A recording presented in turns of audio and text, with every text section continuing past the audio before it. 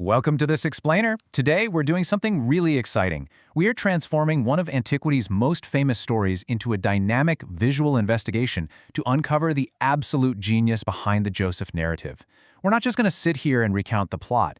Instead, we're pulling back the curtain to look at the invisible architecture and the frankly astonishing historical precision that holds this entire masterpiece together. You know, the Enlightenment philosopher Voltaire wasn't exaggerating even a little bit when he called this one of the most precious documents handed down from antiquity. It is literally a treasure of world literature. But the real mystery we are unpacking for you today is how this ancient Hebrew text got its Egyptian history so perfectly right, all while utilizing a completely hidden mathematical structure. To do this, we'll be applying a two-pronged detective's lens to the text. Here's our roadmap for today. We'll start with the ancient masterpiece. Then, clues in the sand. After that, life in Egyptian prisons, followed by the secret literary architecture. Then we'll look at decoding the hidden interludes and wrap it all up with history and art intertwined. All right, let's jump into Section 1, Clues in the Sand, Unearthing Middle Kingdom Egypt. To really test the historical accuracy of this text, our first step is placing Joseph in the correct timeline. Now, Egyptian history is divided into these distinct kingdoms. And for the longest time, a lot of scholars just assumed Joseph lived during the Hyksos period, around 1650 BC. The thinking was, well, he's an Asiatic foreigner, so he must have risen to power when other foreigners, the Hyksos, were ruling. Makes sense, right? But actually, biblical chronology calculates back 430 years from the Exodus in 1446 BC, which points to Joseph arriving in Egypt much earlier, in 1876 BC. That lands him squarely right in the middle of the Middle Kingdom. And as we're going to see, the textual evidence brilliantly backs this up. Check out this stark contrast between Middle Kingdom Egyptians and the later Hyksos rulers. Native Egyptians of the Middle Kingdom were notoriously clean-shaven and worshipped the solar god Re. The Hyksos, on the other hand, they wore full beards, worshipped the storm god Set, and only actually controlled a fraction of Egypt. Now think about the story. The text specifically makes a point to note that Joseph shaves himself before meeting Pharaoh. If he were appearing before a bearded Hyksos king, that detail wouldn't make any sense. Plus, Pharaoh gives him a wife whose father is a priest of On, which was the epicenter of the solar cult of Re. These are perfectly authentic Middle Kingdom details. And it goes deeper. We actually have incredible documentation from a famous artifact known as the Hayes Papyrus. It shows there was a thriving private slave trade involving Asiatics in Egypt at this exact time. In the story, Joseph rises to the rank of steward for Potiphar, and that is a highly specific, historically verifiable role. A steward wasn't just, a butler. They had to be fully literate in the complex Egyptian language, manage detailed household accounts, and act as the chief of agricultural slaves on massive, sprawling farming estates. So you might be asking yourself right now, okay, why does this actually matter? Why does the text bother to slow down and tell us exactly what Joseph was doing day-to-day in Potiphar's house?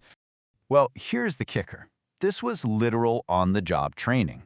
Joseph was receiving the exact administrative experience he was going to need later to manage the agricultural wealth of the entire nation.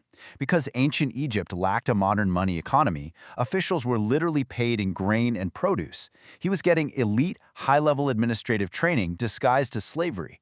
It's a perfect setup using an authentic Egyptian socio-economic structure.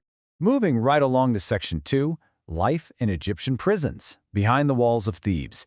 Let's see how this builds into his next challenge, which gives us another shockingly accurate historical detail. Get this. In the ancient Near East, true prisons basically didn't exist. You didn't really do time served. The standard punishments back then were fines, mutilation, or just straight-up execution. But, as the Hayes Papyrus reveals, Middle Kingdom Egypt was a rare exception. They had a highly organized prison system at Thebes. The overseer of this prison relied heavily on a literate scribe of the prison to keep everything running. Exactly as described in the narrative, Joseph is spared execution and promoted to assist the warden. It aligns perfectly with this incredibly specific historical role. Okay, Section 3, the secret literary architecture, or what I like to call the invisible scaffolding. Having verified the history, let's shift our lens, because the author didn't just record history here, they wove it into a mathematical masterpiece. See, ancient writers didn't always tell stories chronologically the way we normally do today. They often built them using a complex mirroring technique known as chiasmus. Think of it more like concentric circles rather than parallel lines. You present a series of ideas, let's call them A, B, and C, then you hit your pivot point, the center represented by the letter X. After that, you present the exact same corresponding elements but in reverse order: C prime, B prime, and A prime. It's like a giant symmetrical puzzle. Look at how beautifully this illustrates the whole narrative. It's a giant, perfectly balanced equation folding right in on itself. Look at section A, the hostility of the brothers, that perfectly matches A prime at the very end, where Joseph reassures those exact same brothers. Section B, the apparent death of Joseph, perfectly mirrors B prime, the actual death of his father Jacob. The entire 14-chapter narrative pivots directly on that central X theme in the middle, the genealogy of Israel settling in Egypt. In this structure, it's definitely not just for show. It perfectly supports the narrative's massive overarching theme of reversals. In the first half of the chiasmus, we track Joseph's descent to the absolute bottom. He is enslaved, he's falsely accused, he's left to rot in a dungeon. And then, right at the center of his despair, God reverses his fortune step by step, elevating him all the way to the height of glory as vizier of Egypt. The literary structure physically maps out his descent and his ascent. Which brings us to Section 4, Decoding the Hidden Interludes, the Missing Puzzle Pieces. But wait, what about the strange chapters in this story that modern critics sometimes claim are just messy, unrelated additions?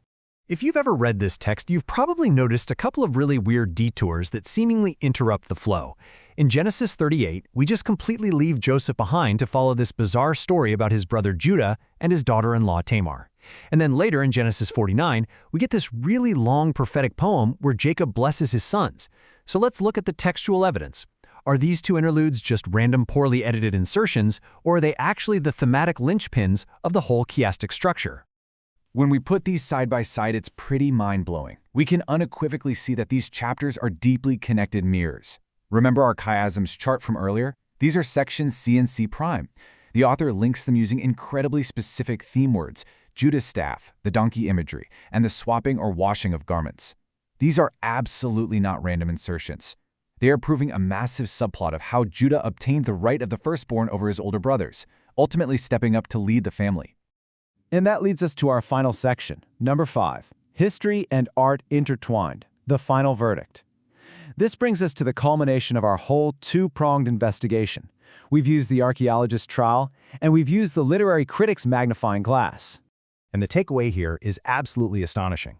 The verifiable historical authenticity of Middle Kingdom Egypt, when you combine it with that flawless, mathematical, chiastic architecture, it completely shatters the idea that this text was haphazardly stitched together by random authors over centuries. Every single word, every theme, and every historical detail serves a deliberate purpose in a unified literary masterpiece. So I want to leave you with this lingering, kind of provocative question. How could an ancient author seamlessly weave perfect, verifiable Egyptian historical facts into such an intricate, mathematically balanced literary puzzle? The sheer genius required to compose a text like this is staggering. I really hope this explainer has inspired you to look a little closer at the text of antiquity and to uncover the hidden layers in the history you thought you knew. Thanks so much for joining me on this deep dive. Keep learning and keep questioning.